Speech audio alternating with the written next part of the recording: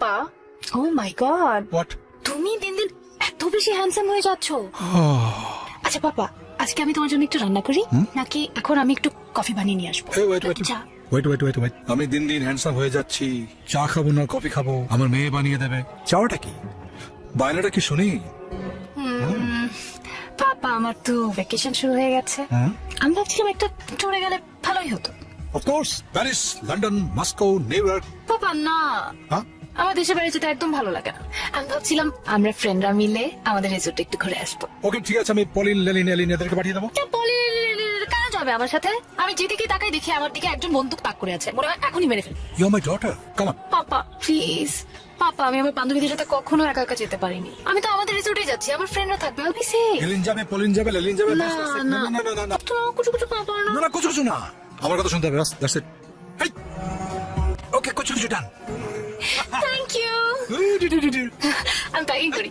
So sweet, so beautiful. Thank you so much. Thank you. ও, আপনি ভাবছিলেন যে এই কমপ্লিমেন্ট গুলো আমি আপনাকে দিচ্ছি? আপনি নিজেকে অনেক সুইট, কিউট, হ্যান্ডসাম মনে করেন, তাই তো? আনফরচুনেটলি এগুলো আমি আপনাকে বলিনি তো, আমি বলেছি আপনার কিউট ছাতাটা। Thanks again for the shelter. Welcome. আপনি বারবার আমার আর আপনার ছাতার মাঝখানে বাম হাত ঢুকিয়ে দিচ্ছেন কেন বলুন তো? কিন্তু এই ছাতাটা ধরার জন্য আমার হাত ব্যবহার করা হয়েছে, তার মানে আপনাকে প্রকৃত শেল্টারটা কিন্তু আমি দিয়েছি। একবার প্রেমিক নিউটন একটা গাছের নিচে বসেছিলেন, ঠিক সেই মুহূর্তে আপনার মতো একজন সুন্দরী মেয়ে বাসন্তী কালার একটি জামা পরে তার দিকে এগিয়ে আসছে। ঠিক সেই মুহূর্তে নামলো ঝুম বৃষ্টি। নিউটন বুঝতে পারছিলেন না কি করবেন, তখন তার মাথার উপর একটি আপেল পড়লো। ডাল, গাছের ডাল পড়লো, এবং ঠিক সেই মুহূর্তে তার উপস্থিত বুদ্ধি ব্যবহার করে গাছের ডালটাকে বানালো ছাতার হাতল, আর নিজের পরনের শার্টটাকে বানালো ছাউনি, এবং সেই ছাতা দিয়ে সে মেয়েটিকে একটি নিরাপদ স্থানে পৌঁছে দিল। আপনার মতো অনেকেই ভেবেছিল সেদিন ছাতা আবিষ্কার হয়েছিল, কিন্তু না, আমার চোখে সেদিন আবিষ্কার হয়েছিল ভালোবাসা। উনি প্রেমিক নিউটন না, উনি ছিলেন বিজ্ঞানী নিউটন। ওনার মাথার উপর ডাল পড়েনি, পড়েছিল আপেল। আর উনি ভালোবাসা আবিষ্কার করেনি, করেছিল আবিষ্কার মাধ্যাকর্ষণ শক্তি। আর একটা মেয়েকে যখন পুরোটা ভেজা অবস্থায় দেখা যায়, তখন তাকে দেখতে আরো অনেক বেশি সুন্দর লাগে। আপনার পুরস্কার কত টাকা দিয়ে কিনেছেন? কি? বাবাকে বলবো পুরস্কার টাকা দুটোই দিয়ে দিবে। এ ভীষণ অপমানজনক। দেখুন, আপনারা সংস্কৃতিকে অপসংস্কৃতি করতে পারেন না, সেই কারণেই তো বেতালের মধ্যে কি করে হাসছে তা তো জানেনই না। কি বললো?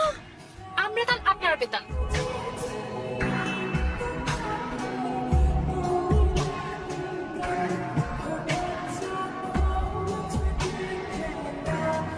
সুন্দরী মেয়ে নাচলে আশেপাশে দু চারটা ছেলে তাকাবে। আপনি বলুন তো, আমরা তাল নাকি ওরা তাল? আমরা বেতাল নাকি ওরা বেতাল? এটা একটা সলিউশন আপনি দিন। আসলে হয়েছিল কি দাদা, দিদি হবে তোর তোর সুন্দরীতম বলুন। শুধু দেখতে সুন্দরীতম হলেই তো হয় না, নাচতেও সুন্দর লাগতে হয়। ওই যে কথায় আছে না, নাচতে না জানলে উঠান বাঁকা। আপনার তো দেখছি কথাও বাঁকা। The floor is years.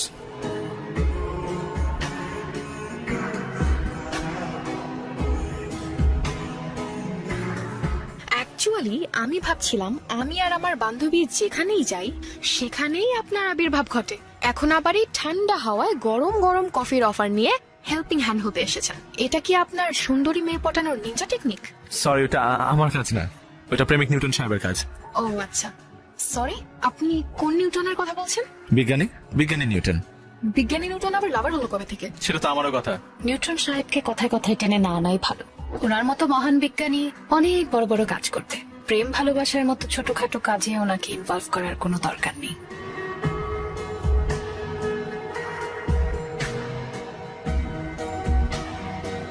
Sari পরে বাস্কেটবল খেলবেন না, ব্যথা পেতে পারেন।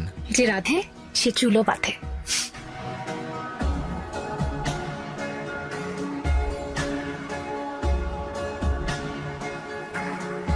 উফ, মুচকে গেছে মনে হয়।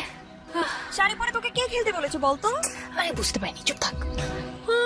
হ্যাঁ, না, আমার পক্ষে রুমে যাওয়া একদম সম্ভব না। এই যে শুনছেন? যে আমাকে বলছেন? এতগুলো মেয়ের মাঝে যখন আপনি একটাই পুরুষ, তখন তো আপনাকেই বলছি ওখানে বসে না থেকে একটু হেল্প করুন না। এভাবে বললে তো আসলে হবে না, রিকোয়েস্টে শুরু বলতে হবে। যার হেল্প লাগবে তাকে রিকোয়েস্ট করতে হবে। লাগবে না আমার কারো হেল্প, মরে যাবো। ভাইয়া প্লিজ আমাদের একটু হেল্প করুন না। একটু ভেবে দেখি। ওকে,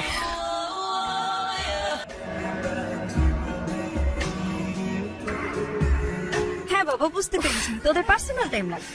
দেখাচ্ছি হিরোগিরি।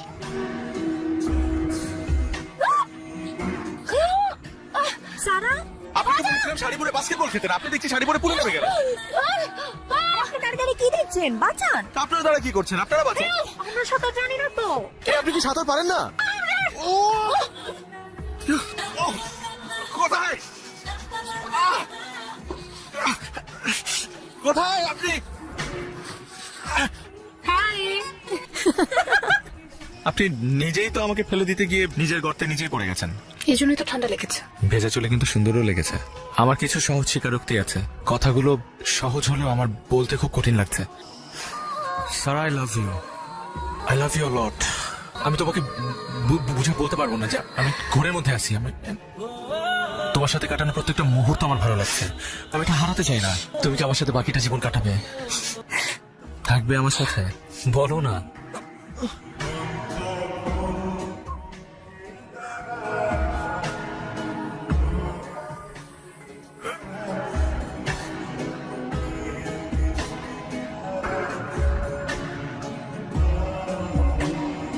You rascal, you short shit! তোকে আমি আমার মেয়ে সারার দায়িত্ব দিয়েছিলাম। আমার মেয়ে আমার কাছে 3 দিন সময় চেয়েছিল, নিজের মতো ঘুরবে ফিরবে দেখবে, যাতে করে কেউ ডিস্টার্ব না করে। আমার এলিন পলিন লেলিন ওদেরকে আমি সরিয়ে নিয়েছিলাম। আমি তোকে কি বলেছিলাম? এই কি বলেছিলাম? তুই দেখবি আমার মেয়ে যেন কোনো বিপদে না পড়ে। আমি এখানে গুলি করে ফেলে রেখেছি। দেখি কে বাঁচা, দেখি কে বাঁচা। আমি ওকে মোটেও ভালোবাসি না, একদমই না। বাবা ওই ভুল আর কখনো করবে না। এবারের মতো ওকে মাফ করে দাও। আমি তোমাকে কথা দিচ্ছি, আমি ওর চেহারা আর কখনো দেখবো না। তুমি ওকে ছেড়ে দাও।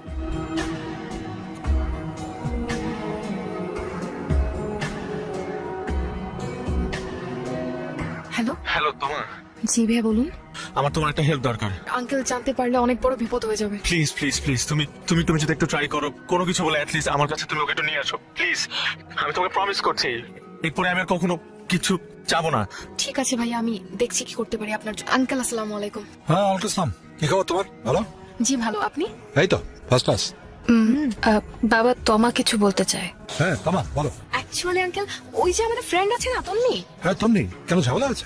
না না না, কোনো ঝামেলা হয়নি। আজকে ওর বার্থডে। ও বার্থডে, এ তো আনন্দের কথা। আগে বলবে তো বার্থডে বার্থডে সেলিব্রেশন হবে। হ্যাঁ কিন্তু আঙ্কেল, ওর বার্থডে পার্টিতে না আমাকে আর সারাকে দাওয়াত দিয়েছে। না না না না, কোথাও আগে তো পার্টি করে এলে, আবার পার্টি? না না না, ও বাদ দাও। ও বার্থডে পার্টি তন্নি যেতে হবে না? আশ্চর্য ব্যাপার। হ্যাঁ অবশ্যই যাবে, অবশ্যই যাবে। তরুণ বয়স তোমাদের এনজয় তো করবে। এক কাজ করো, তুমি ওই এলিন পলিন লেলিনকে সঙ্গে নিয়ে যাও। ঠিক আছে, তুই বললি তন্নির জন্মদিন, এখানে তো কাউকে দেখছি না আমি। চলে আসবে। কখন আসবে? কখন আসলাম?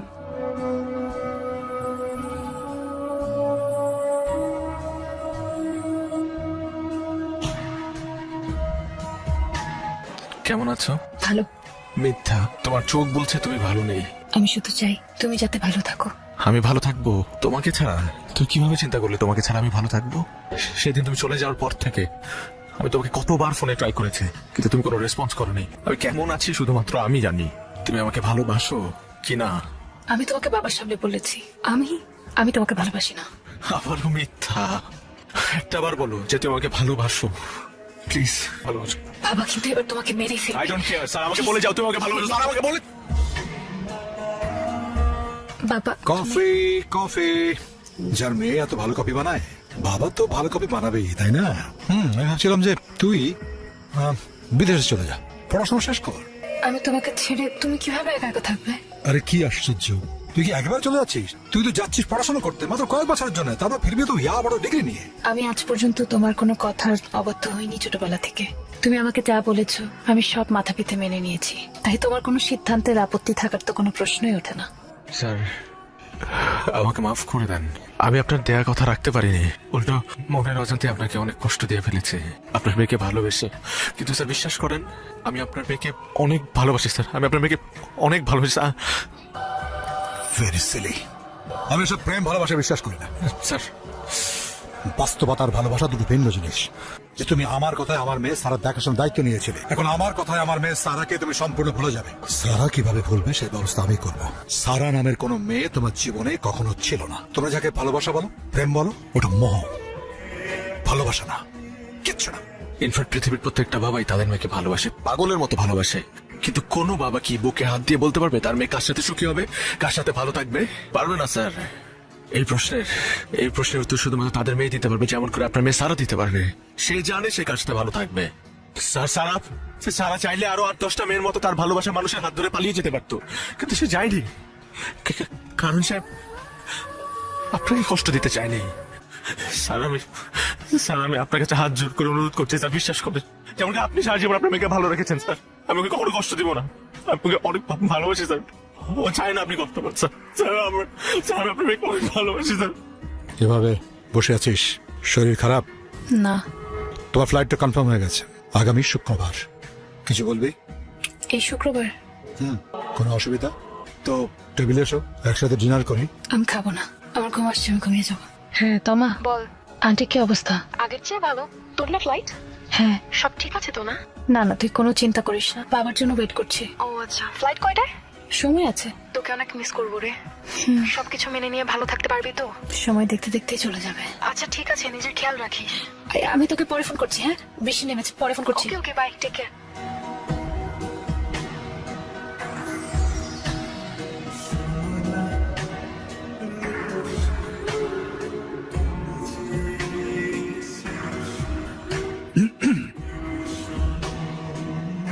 কি সারপ্রাইজ!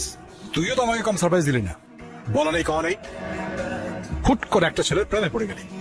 সেই ভালোবাসার মানুষকে সামনে এনে আমি তোকে সারপ্রাইজ দিলাম, একবার বললিও না। আমি ভাবতাম তোর আমার মধ্যে একটা অদ্ভুত ফ্রেন্ডশিপ আছে, সব বলতে পারিস। তুই না বড্ড সেলফিশ। তো আমি তো সেলফিশ হতে পারি না, তাই তোর ভালোবাসার মানুষকে তো সামনে এনে সারপ্রাইজ করলাম। খুশি খুশি হয়েছি। আমি ভাবতাম এই পৃথিবীতে আমার থেকে বেশি তোকে কেউ ভালোবাসতে পারবে না। এই ছেলেটা তোকে আমার থেকে অনেক অনেক বেশি ভালোবাসে। এরকম ভালোবাসতে পারবে তো? আমার থেকে অনেক অনেক বেশি পারবে না?